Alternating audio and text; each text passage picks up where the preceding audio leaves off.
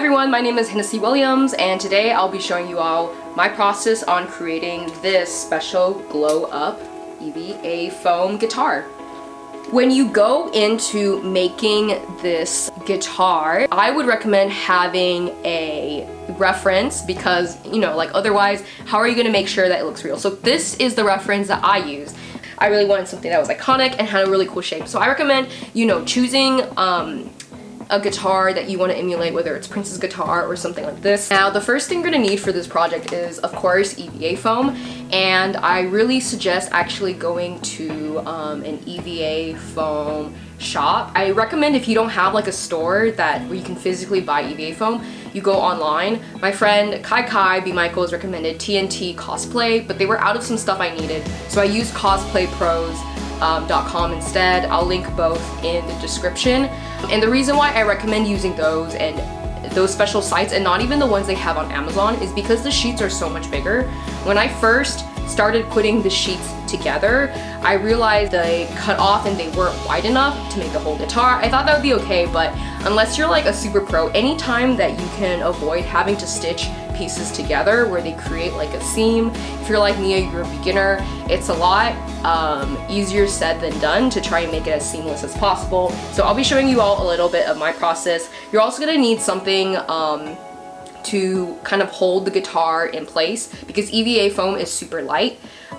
So I used sticks of wood that you can get, like these dowels, super easy, super small, that you can get from Home Depot. And also for the EVA foam, the size, you're gonna wanna buy them in 4mm and also 2mm. The 2mm is really good for the small details here. As you can see, where on the guitar, it actually kind of juts out like this. And then for the 4mm, that's kind of like the sides that you put over here. The less steps you can take on EVA foam projects, the better. There's so much waiting, there's so much airing out, and the less that you can do these things, the better.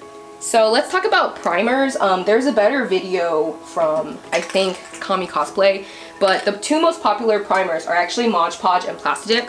Plastidip you have to do outside, it's really toxic, but it has a really nicer sheen, I think, overall covering things. But then Mod Podge is just really easy because especially for these small little attachments and stuff here, like all of this stuff, and I think this stuff over here, I used Mod Podge, but the difference is you can kind of see the brush strokes. It's not as like perfectly smooth and stuff as you can see with the Plastidip over here, but with Plastidip, it's literally like a plastic covering, and of course it's really smooth, but it takes a bit of time to dry, and it's like really toxic. You have to do it outside. So I think it's really up to you.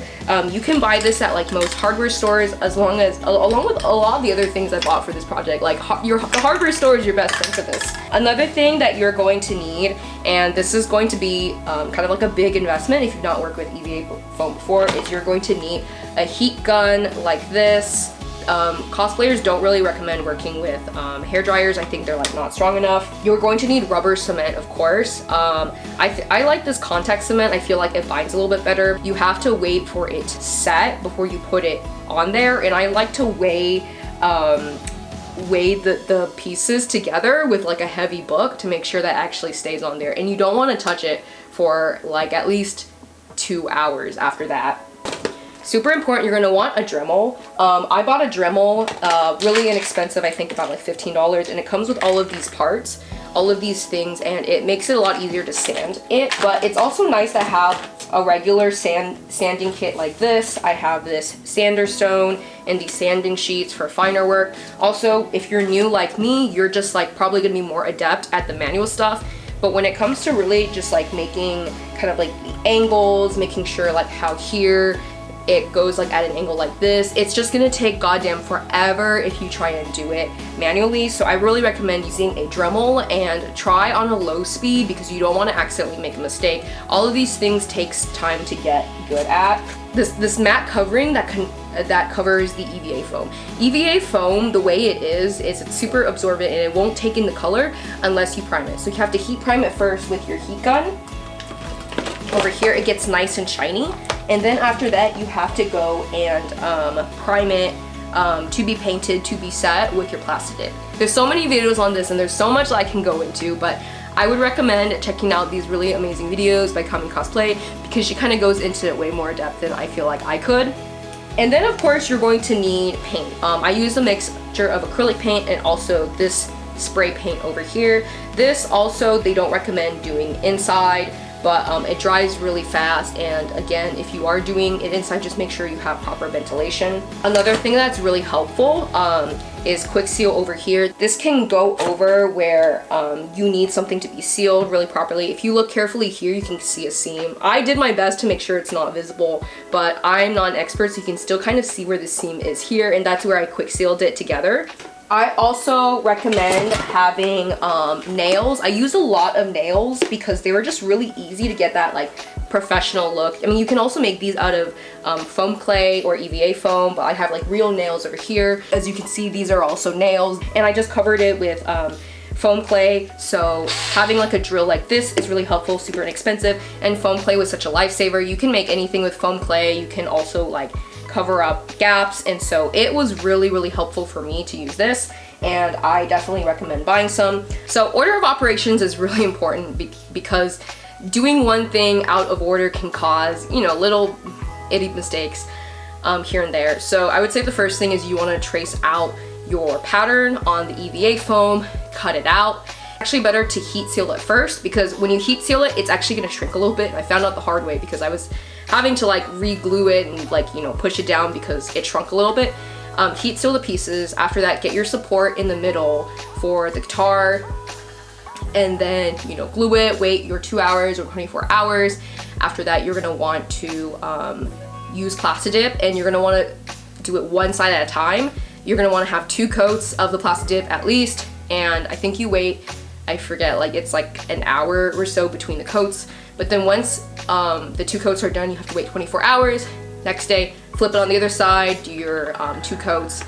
And then after that, once it's fully dry, you're going to want to paint it. One thing that's gonna really help you out when you're painting is having this blue tape, because this doesn't really strip things off. If you ever went to high school in the US, they use this for everything, and it's because it doesn't disrupt like the paint. It's not super strong like duct tape. You can just do that. But if you really put it on tight, you can see how we have these like sharp edges of paint. Just having that tape cover the parts that you want to paint makes it a lot easier than having to do a smooth line by yourself. So that's a trick I use. It's also what makeup artists use sometimes, just covering a bit of tape, then removing it.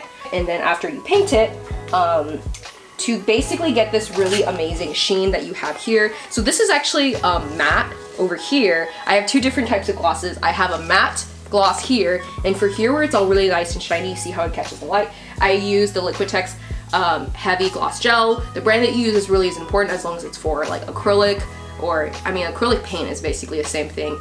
You can also use a spray paint, I guess, but you want to make sure it has that so that it really catches the light and it looks, you know, like realistic like that. It's also really helpful like while you're waiting for something to dry, work on something else where you can work on it inside or like, you know, in your garage and stuff, and then putting it all together, making sure you have plenty of time.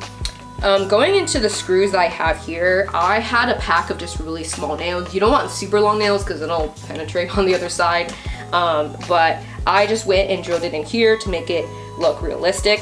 Over here I literally had longer nails, and I had a little bit of foam clay in between here. This over here is also foam clay. Foam clay is honestly just such a lifesaver.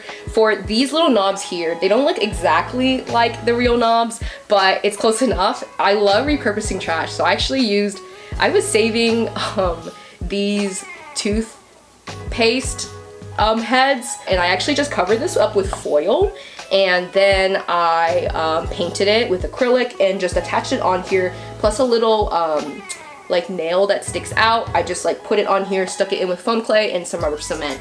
Another thing that I have is these copper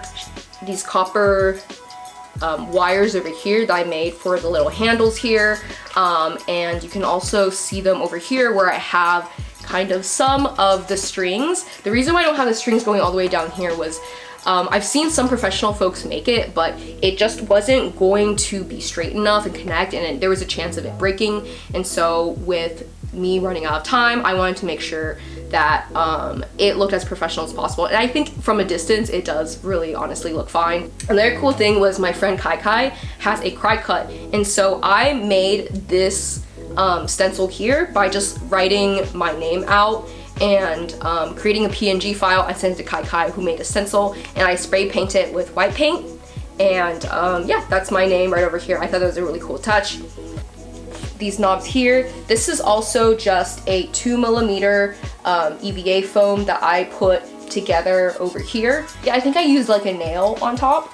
And then after that, it's just like a little bit of foam clay stuck on there. I bought this LED light strip over here. Now there's multiple ways to make things light up, and Kamui Cosplay has a really amazing video on this, but because of how big this is and how much I wanted to light up, ideally, I wanted to even have some lights over here, but it kind of all goes into this sort of like electrical engineering that also requires like learning and investing a lot. It was a lot easier for me just to find this light strip over here and attach it all around my guitar here. You have to be careful where you cut, but once you cut, it doesn't destroy the rest of the light. It just stops right over there. One thing that you do have to buy is this doesn't come with an external battery pack. You just have to buy an external battery pack that works with your attachment here. And then what I did was I just velcroed it together towards the back. It's not super, aesthetically appealing, but I wanted to make sure that I could remove this if necessary. I'm just gonna remove this right now. Remove this as necessary if I ever need to make adjustments or anything like that, rather than having it being sealed in the project. This is also rechargeable, so once this battery pack runs out, you're gonna have to recharge it. The more lights you have, the bigger the battery pack needs to be. And of course, with little lights, you can use the little magnets, but this is a lot bigger. So I just wanted to make sure that this was as simple enough and but also sturdy enough so that I don't have to worry about things like running out of lights when I'm pretending to play the guitar. Again, patience is your best friend here. If you rush anything, it's gonna basically make, harsh edges. It's going to make your project look not as professional and finished. I gave myself at least like a whole month to work on this, and there's still some things that I wish I could do better. You have to wait like 24 hours in between like each major coat. Sometimes you have to wait for the Mod Podge. You don't want to rush this because you can't really do this in a week. The waiting time alone is not going to let it happen. But that is basically my advice. If you want to see kind of the effects on how this looks on screen, check out these really cool pictures taken by Eric Panzer. Thank you so much for these pictures. But I hope this was fun. I'll also link other resources for you in the description so you can see other videos of folks making this with EVA foam. But I hope this was helpful for you all guys, and thank you so much for watching.